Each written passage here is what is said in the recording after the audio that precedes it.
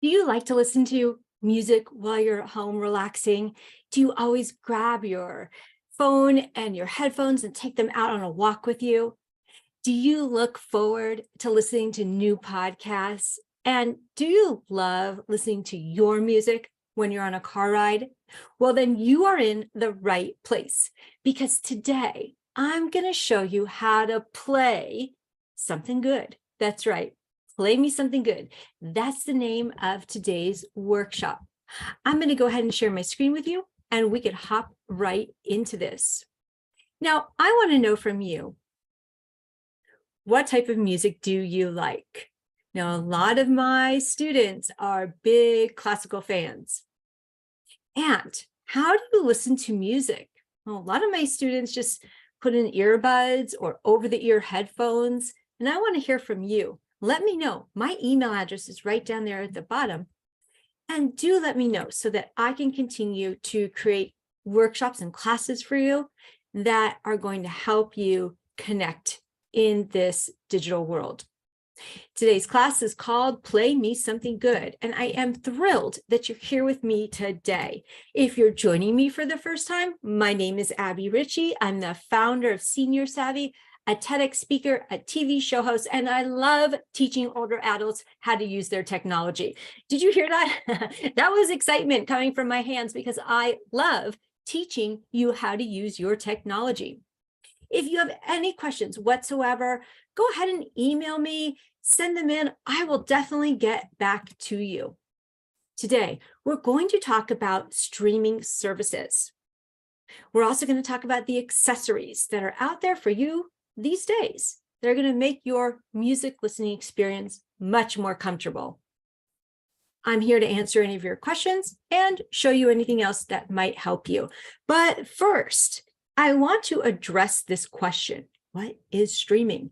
What is streaming music? So people ask me this all the time. What is streaming? What is it actually, right? And I know that when you have a basic foundation and a vocabulary and a knowledge of these terms, that you feel more comfortable and confident to continue to learn on your own. And that is my goal. So let's do this. Let's talk about this streaming. Streaming is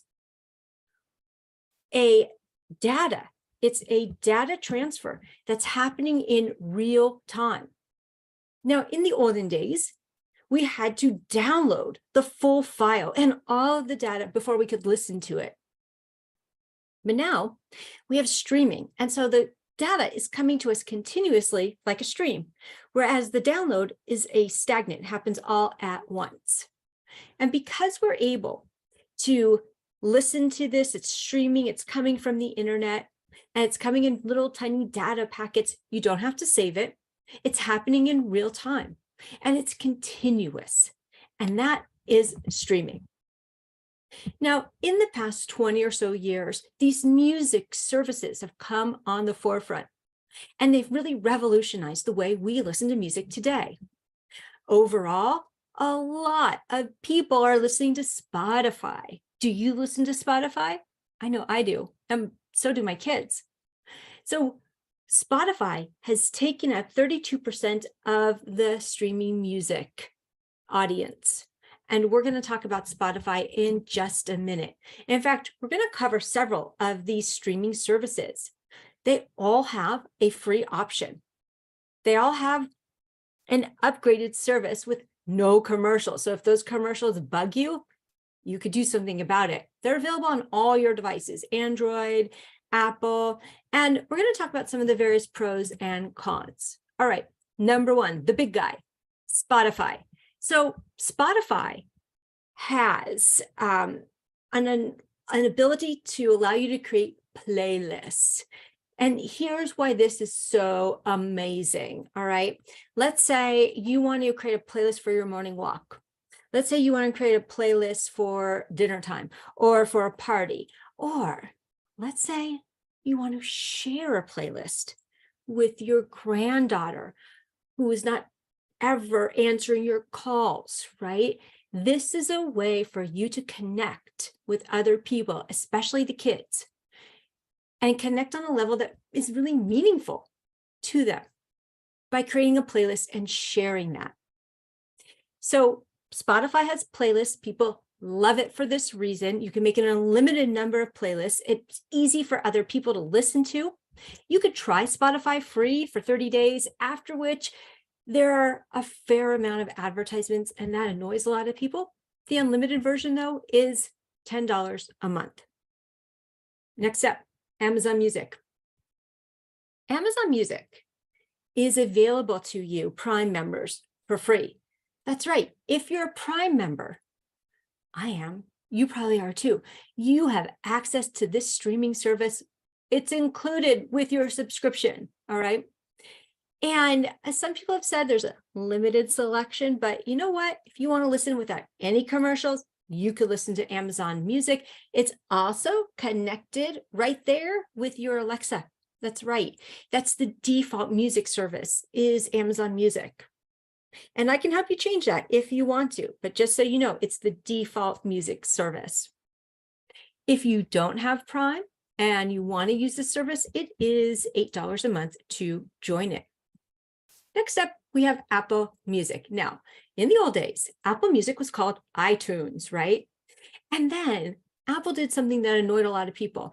Apple took iTunes and separated it out into Apple Music, Apple TV, and podcasts. And this annoyed a lot of people. Now, if you're an Apple user and you'd been uploading all your music to iTunes, this would be a natural place for you to go. Absolutely. It's $10 a month if you want to listen without any commercials, and if you want free access or full access to their albums and to their music selection. And then there's Pandora. Now, how I know Pandora is that Pandora showed up back in the early thousands, so 2001, 2, on the TV, right? It showed up as like the first music streaming app on our smart TVs, which means a lot of people naturally gravitated towards it, started using it, and absolutely love it. It's known as the granddaddy of music streaming services. Something that people really like about Pandora is you can give it that thumbs up or the thumbs down, and then you're training it in an algorithm to give you more music that you like. And it's a $5 subscription per month without ads, and there are ways that you can vary that as well. If you want more on-demand music, that means you search for it and it comes right up, okay? Now, let's talk about YouTube Music. This is different than YouTube. Now, I go on YouTube all the time and listen to music. And when I do that, I have to listen to an advertisement, usually before or after the song. Well, that's okay, but let's say you want to use YouTube Music app exclusively. Okay, what this means is that you can be uploading your own music to YouTube Music and storing it there. And I've had several of my students tell me that their most obscure tracks that they had in their physical collection can also be found only on YouTube Music. So if you're a jazz collector, you will love YouTube Music. And I challenge you to look up, to search for some tracks that only you are interested in finding, and you will find them there on YouTube Music. Seriously. Next, let's talk about Sirius XM. Now, you probably remember Sirius XM as the satellite radio, and they still do that. They have so many stations. Like, I love it because there's a ton of music stations in every genre, and then some, and a ton of news stations and sports and weather and comments, all sorts of stuff. Like, it's a great alternative to your AM FM.